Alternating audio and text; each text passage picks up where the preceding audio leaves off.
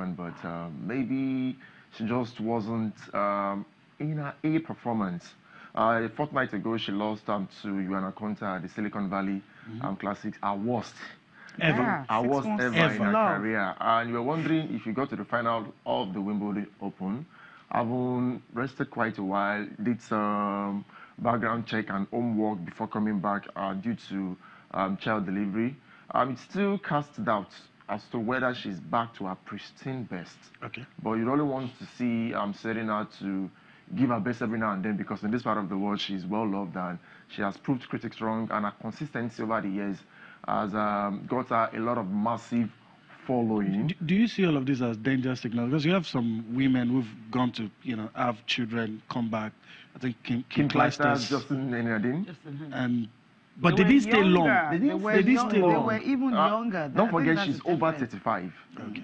Maybe it's only natural that at some point, even if you try to dig deep and give your best might just not be good enough. Just not obeying the commands body anymore. signals. Let's see what she comes up with at the last Grand Slam of the year, US Open. But for followers and avid lovers of tennis, they want to see Serena go for long, as far as her body can carry her. But it's not coming as a surprise again that she's losing some games. I was even surprised that she got to the final of the Wimbledon Open as early as a return from child delivery. But let's see how far she can go with her career. But if she calls it quits at this juncture, no shame in it will be understandable that after winning so many Grand Slam titles and being dead on that, maybe it will be time to beat time on her glorious career. Well, I think what she said after losing to Petra Kvitova, the fact that she says this is just the start of a long comeback. I mean, that will underline she's a competitor. Long comeback. Exactly. No doubt. Whenever Serena loses, you see the fact that she one of the worst critics of herself. She's hard on herself when she loses. Believing that I could have done better, I could have done more. But at some point, these things do happen. You just have to call time on it. Maybe a year or two from now, if she has that staying power to last that long, you would say she has already given her best. But if she says it's high time, it won't come as a surprise. Okay. Come as a surprise. All right. We're going to leave tennis now and leave Formula One. Go straight to the main gist of today, talking about the UEFA Super Cup. And we have some people who are going to give us some perspective. People who are on ground, who are in Estonia, and also tell us what is happening, what we need to know, what's happening in the camp of Real Madrid. Look at Modric. Does he have his head on his shoulder? Is he thinking of Inter while he wants to play for Real Madrid? All of those questions will be answered. So let's join our friend right there in Estonia as he gives us some of the updates right now. Two of our friends actually right there, Omar Akatuba and Biodun Ilori there to give us updates. Any one of you can go first, but guys, it's good to have you join us. Let the elder fire the first hour. You're just being cheap, Omar. Good morning, Nigeria, and it's good to be on air with you guys today. All right, talk to us. How's the mood like? A big game, look like a Spanish league game. I mean, Spain continuing to dominate this one. But what's the mood like in Estonia for this big one? Well, the mood is very calm, peaceful, and convivial. It's a very small city, very amazing small city. With the country's population is about 1.3 million. They are excited. As a matter of fact, Estonian journalists are happy. One journalist posted a question to Sergio Ramos and Marcelo yesterday, asking them how they feel to have come to play in a small country like Estonia. The stadium is a 15,000 capacity. I'm sure that is the amount of people that come to watch or that go to watch Real Madrid's training alone. So the feeling is cool, it's nice, it's interesting. And of course, the feeling from both camps is also very, very, very interesting. For Atletico, they're calm, they're a bit relaxed, sober, because of course, Real Madrid always the favorite when you look at the history of both teams in the tournament. Okay, Abiodun, my question will go to you. You know, we are seeing a different Real Madrid this season. There is no Zinedine Zidane and there is no Cristiano Ronaldo, two key figures who have them to win back-to-back, I mean, 3 times Champions League in a row. They are not there. How much of a miss will it be knowing that Atletico Madrid, Antoine Griezmann stayed back. And Diego Simeone, of course, he won't be on the touchline for this one. But how much of a miss with this guy? Will it be a different game entirely for these two teams? To be honest with you, that question was posed to the manager and the players yesterday, and nothing has changed. We were there at the training ground, and we saw what was going on. And one key issue here is that Real Madrid, as a team, have a system that is working. When you watch them in training yesterday, you will not even miss Ronaldo. In fact, we discovered this young Brazilian guy. Yeah. I mean, when you see this young boys, you're like, wow, that's Ronaldo. But the manager, he said, look, guys, we are always Real Madrid. With the same team, nothing has changed. Ronaldo used to be part of us, but we have other things in place for us. That we shall see today. But from what we saw yesterday, it was very clear that nothing has changed with Real Madrid. The spirit is there, the agility is there, the intensity is there, and the morale is very high. You know, they're always the favorite, and they met our expectations yesterday, I must confess to you. All right, let me go to Omar quickly, and let me ask you this, Omar. Two guys from the Real Madrid side, I'm going to talk about Atletico shortly. Two guys, a lot of focus will be on them. Talking about Luka Modric and the new Real Madrid manager. A lot of people will want to see what's going to happen, how Real Madrid will play, and all the other issues. You look at those two guys, and you think, would they be able to handle, the assessment and people reading meanings into whatever they do today? How do you think those guys will cope? Everybody will be on the spotlight, but those two guys, for me, I think more of the spotlight will be on them. Very good question. The manager himself, Lopetegui, has been in the center of activities here in Tallinn.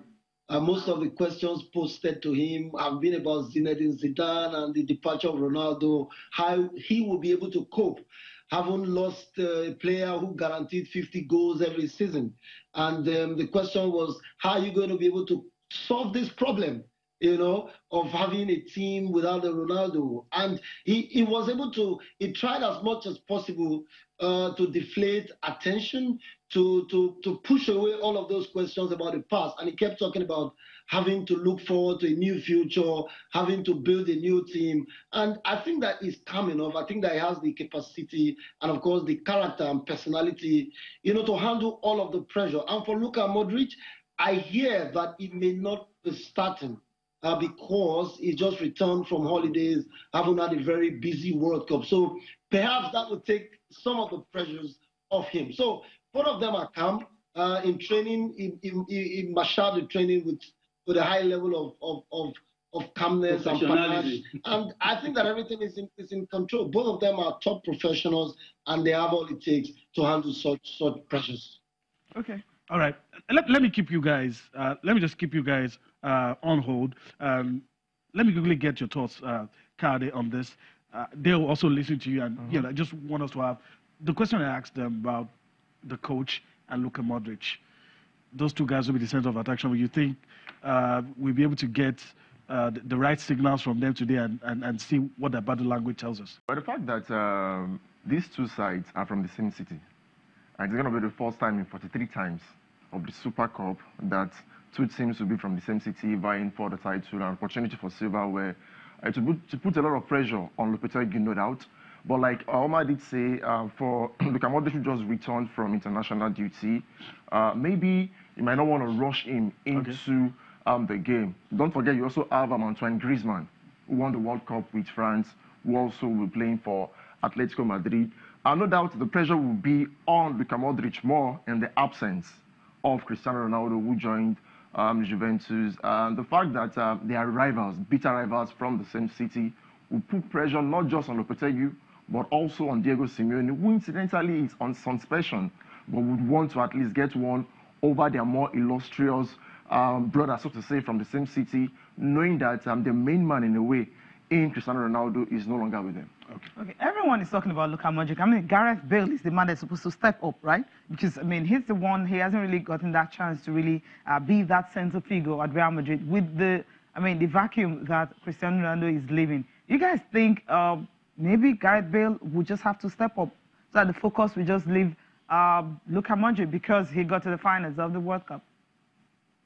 If I have to answer that question, you see, one thing I want us to understand is that it's not all about Luka Modric. There is one player in Real Madrid that if he's fit, he can destroy any team, and he's really beginning to live up to that expectation. And that player is Gareth Bale. That is the guy I want everybody to center their attention on this season. He's one Real Madrid is really looking forward to and expect Modric to spray the passes because Bale is now being positioned to play a very, very key role in this Real Madrid. And what Gareth Bale can give most of the opportunities to do what he believes he can do. And tonight, I believe the attention should be more on Gareth Bale. And when you look at their training, we saw that yesterday, the kind of ball is to him shows that this new manager has a new plan. So let's just forget about the hype of Ronaldo leaving the team and then the new manager coming in. I believe Real Madrid is a team that has a pattern and they really know what they want to do and they are working towards that. And that was very clear yesterday. And I believe today nothing is going to change. To add to Abi's point, or to buttress Abi's point, the manager said during the pre-match conference yesterday that Gareth Bale has got all things to lead this team. It shows that he's beginning to build a new Real Madrid team around Gareth Bale. And we saw that in training. He hit a lot of shot at goal. Of course, he was the main focus in their attacks wide training yesterday. And of course, it shows that they are building a team around him. And of course, he's a top player. We saw what he did in the Champions final, coming off the substitute bench to actually steal the show. I think that was the preamble, what we're about to witness. So as Gareth Bale and Real Madrid are concerned from now on. And again, before we leave that point, watch out for speed in today's game because Real Madrid have changed their system and it's all about speed. And you know Gareth Bale, the trainer, is a speed star. And you saw what happened yesterday. They were doing 100 meters and we're all laughing at them. That shows that they have a plan for this season around Gareth Bale. Watch out for that guy if he's injury free. All right, guys, before we let you go, we've spent most of the time talking about Real Madrid. I think it's only fair that we say something about Atletico. My question to two of you, if you can do that quickly, will Atletico be able to challenge the two giants, Barcelona and Real Madrid, this season? Can they go toe-to-toe with them, looking at how their recruitments and everything? If you can answer that quickly. Well, I think it will be difficult, to be honest. Barcelona have spent a lot of money signing players, Arturo Vidal, and a host of other players. Real Madrid not done a lot of signings, but you know they had a very large squad from last season, and they can go back to to the bank for a lot of very, very quality players. So I think that it will be difficult for Atletico. They've not done enough signings, and but of course we know Atletico. They always come up with something very interesting. They spend money as well. Anyone who says they don't spend money might be mistaken. So, but I think it should be difficult. Real Madrid, Barcelona, always the juggernauts, both in Spain and in Europe. Well, if you guys ask me, this game will go to the last minute. You know why? It's a Madrid derby outside Madrid. And okay. The spirit is there, the mentality is there, and the discipline is there. It's going to be a battle royale this evening at the Coke Stadium. And we are waiting for Godin and his boys to beat Real Madrid, what they normally do in Madrid. Watch out for that. I am predicting a 0-0 scoreline or a tiny 1-0 victory. All right. Thank you very much, guys. Really enjoyed the time talking to you. Wish we could continue.